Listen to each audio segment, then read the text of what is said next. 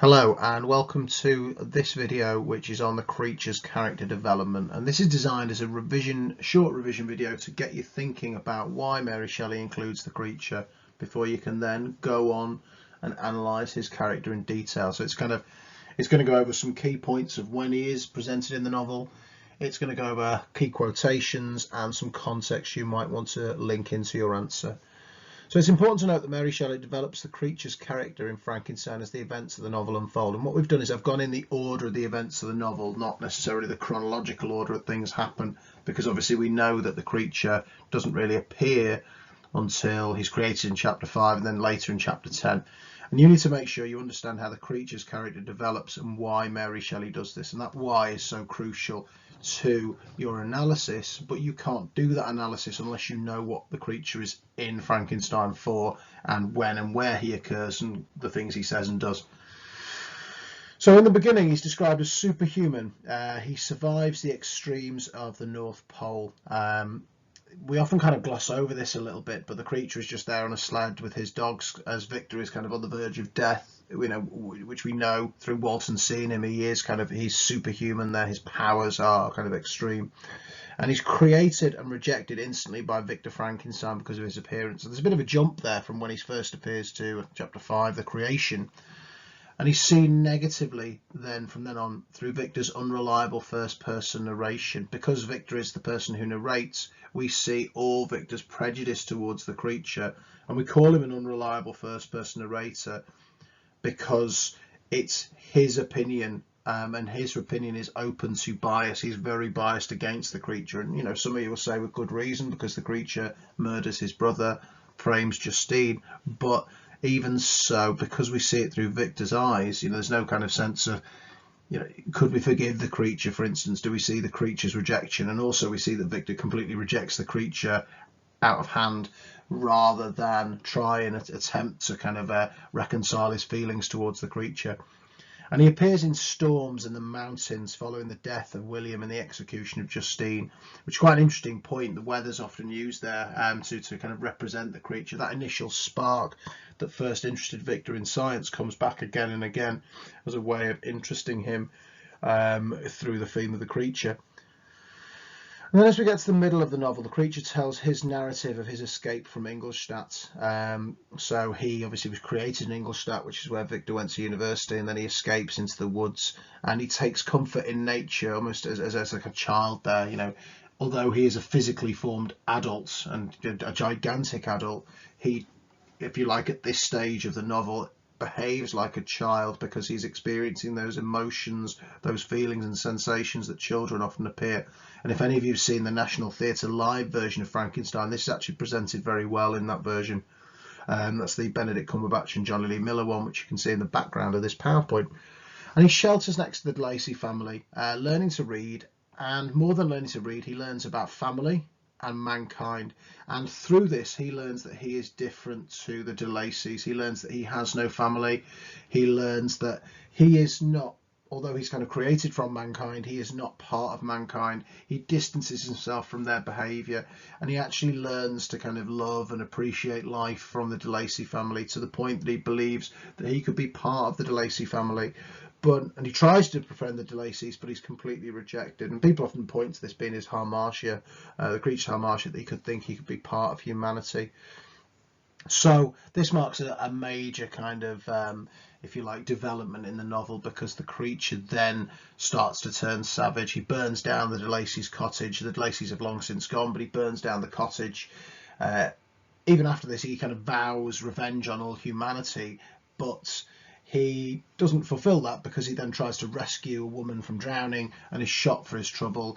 And then he stumbles across William. He finds William, realizes he's a Frankenstein. He strangles William to death. Then he frames Justine as well. And this conversation in chapter 10, 11, 12 and 13, and it ends with kind of the creature demanding that Victor create him a female creature. And towards the end then, the narrative then switches back to Victor. And Victor obviously travels with Henry Clerval through Europe up to England, up to the Orkneys and the Shetlands to create the creature.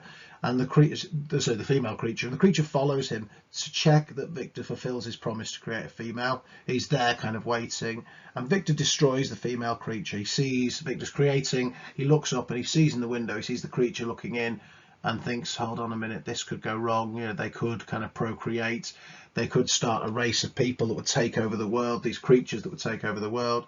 And he just destroys the creature, the female creature, in front of the creature's eyes, which is a horrific way to kind of, I suppose, end this episode really. And the creature then threatens Victor by saying, I'll be with you on your wedding night. He murders Clerval, and Clerval's body washes up in Ireland, which is where Victor kind of, you know, falls asleep in his boat and wakes up there later on. He then murders Elizabeth on Victor's wedding night. He leads Victor across Europe to make him suffer. And these episodes are quite interesting. You know, Shelley deliberately has Elizabeth be murdered on their wedding night, so the marriage can't be consummated. So Victor is robbed of the chance to call Elizabeth his legal wife, because although they've gone through the marriage ceremony, they haven't consummated the marriage. He's murdered all his family. You know, this is truly a tragic downfall of Victor Frankenstein. So whatever empathy we feel for the creature, we've got to balance it with these kind of evil deeds here. He destroys Victor's life. You know, he's not legally married to Elizabeth at death. And then after this, after he's murdered all of Victor's family, we know that Alphonse dies of his suffering for his son, and he leads Victor on this trail across Europe into the kind of the wastes of Russia, just to make him suffer even further, to physically exhaust him. And then he takes him up to the North Pole, where obviously Victor tells his story going back to the start of the novel, and dies. And the creature comes then to visit Victor's body, seeking forgiveness for his crimes. And he seeks forgiveness in a way that Victor never does, really. You know, I know the creature commits some horrific acts. He is possibly, you know, driven to them as a result of the kind of horrible upbringing he suffers, but he does seek forgiveness for those crimes. And he tells Walton he will destroy himself, and then at the end of Frankenstein, he disappears into this mist. And, you know, whether he does kill himself or not, whether we believe him or not, you know, is kind of open to interpretation there as well. So we've got some lovely key quotations to the creature. Some of these are similar to the ones you've seen for Victor Frankenstein. And the idea is, when you're remembering quotations, try and make your life a little bit easier. And if there's one quotation you can use to say a lot of things, use that. So Victor's emotions having created the creature, this links to the creature because it's how his creator feels upon the creation. Breathless horror and disgust filled my heart. The creature's appearance following William's death. So this is where he appears in the kind of the lightning storm. The deformity of its aspect, more hideous than belongs to humanity. Victor's first encounter with the creature and his anger. It was the wretch, the filthy demon to whom I had given life.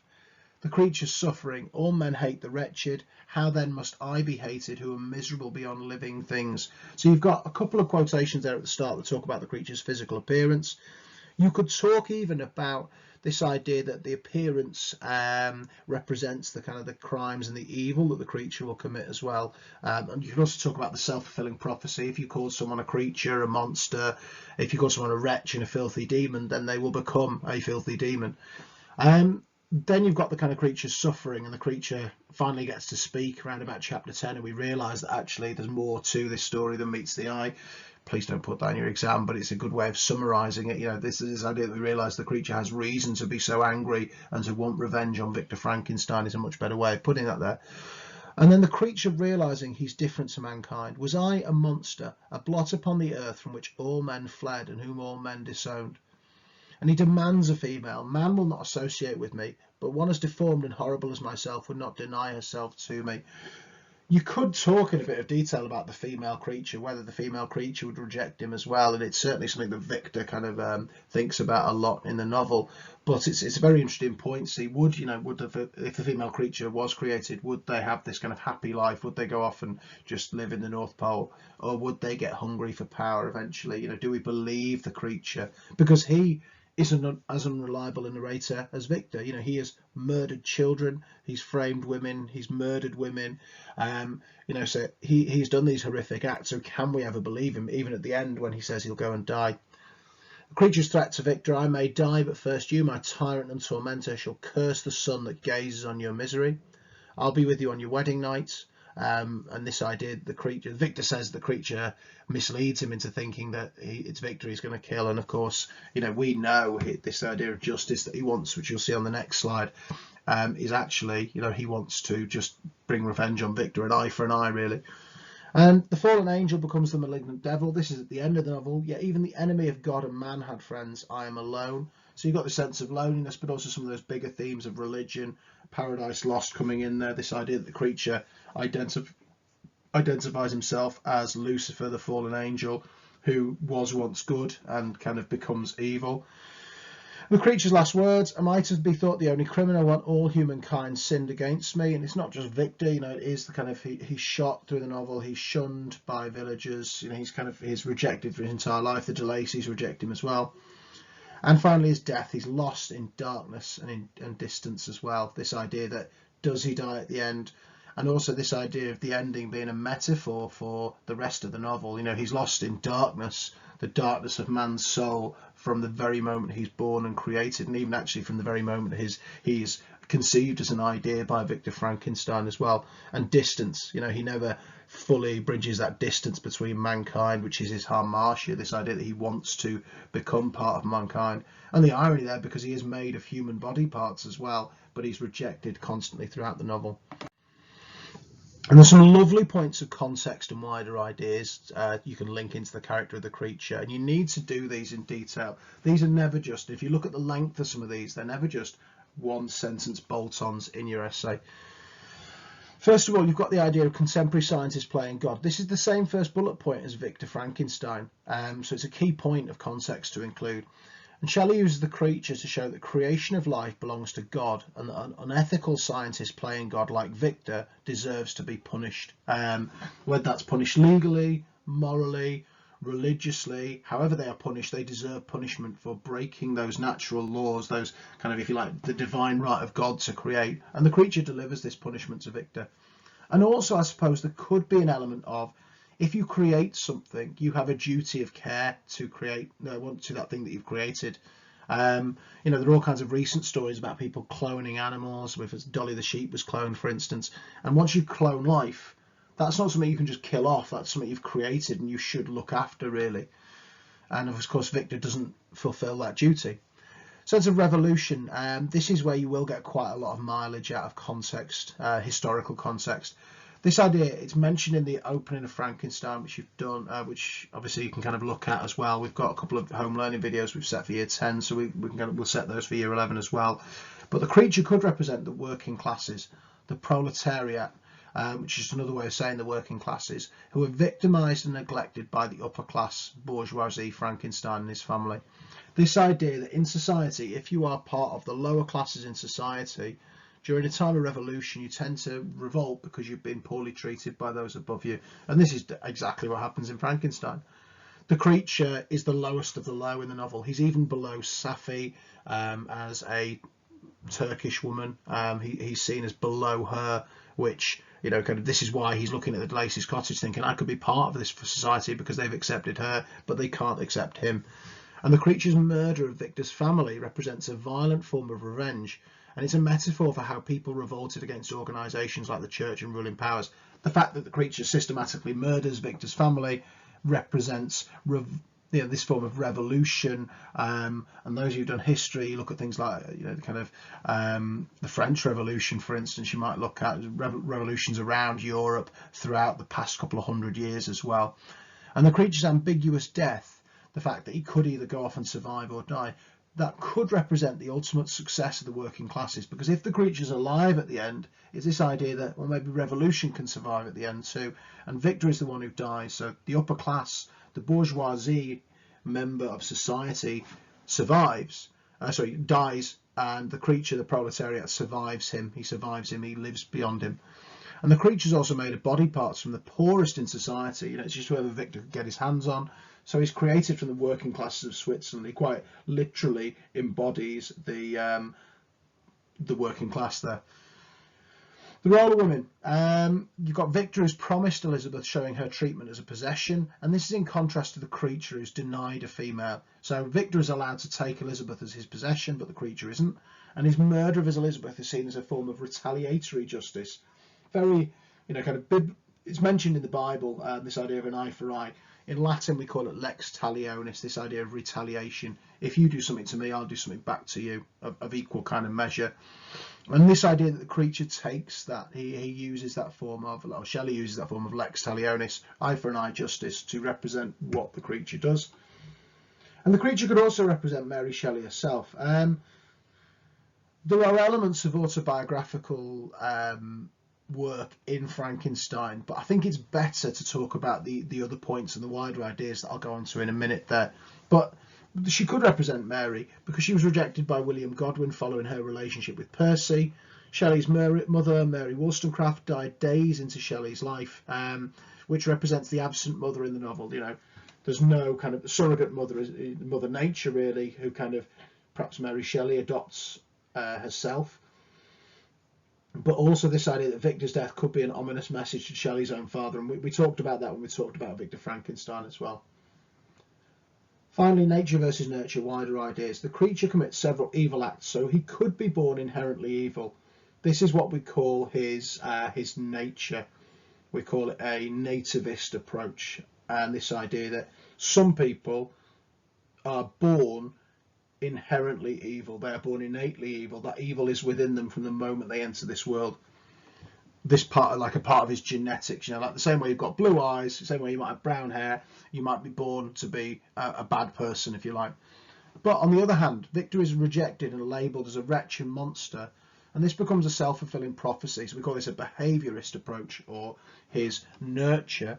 If you raise somebody and you're constantly labelling them in these horrific ways and these nasty ways, then they will become that thing. It becomes a self-fulfilling prophecy. And this idea, he becomes a monster in his behaviour, is represented in John Locke's tabula rasa, or blank slate theory. He believes, a behaviourist, he believes that the creature comes into the world as a blank slate, and because humanity projects all these negative ideas onto the creature, he becomes this horrific evil character. And it could also be argued that Victor is the true monster for his neglect of the creature. So, is Victor innately evil? Inherently evil for his kind of neglect and his kind of abuse of his power, or is it something he learns from his behaviour, his overindulged childhood, and can contrast that with the creature's childhood as well.